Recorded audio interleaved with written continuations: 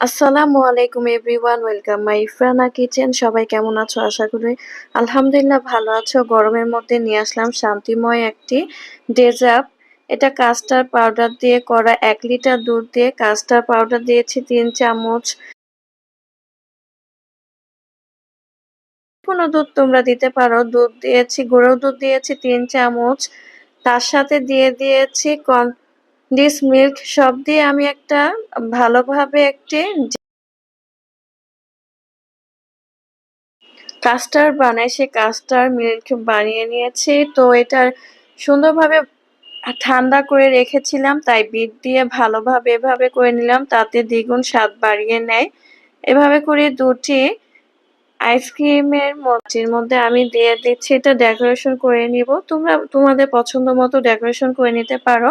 আমি মিল্কটার মধ্যে দিয়ে দিলাম সাবুদানা। সাবুদানা দিয়ে দেব কলা, ব্যানানা, সবকিছু একটু হাতে সাজিয়ে দিব। তাতে খেতে এক একটা যখন মুখে লাগবে তখন এক এক ভাবে স্বাদ লাগবে। যখন তুমি কাস্টার্ডটা তো সবকিছু একসাথে মিক্সড করে দেওয়া হয়, আর এটা হলো একটা আলাদা টাইপের ডেজার্ট। একটু খেয়ে দেখবে, অবশ্যই ভালো লাগবে। আমি আমার পছন্দ মতো ফলস নিয়ে নিয়েছি, তোমরা তোমাদের পছন্দ মতো নিয়ে নিতে পারো।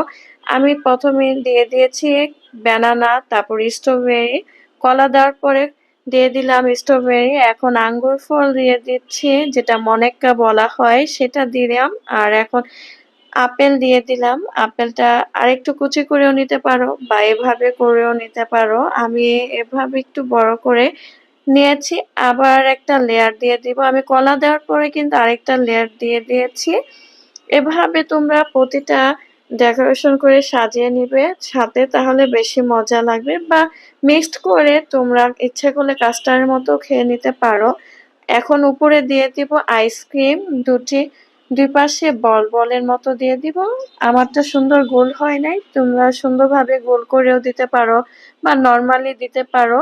তাতে এটা খুবই মজা লাগে আইসক্রিমটা দেওয়ার পরে।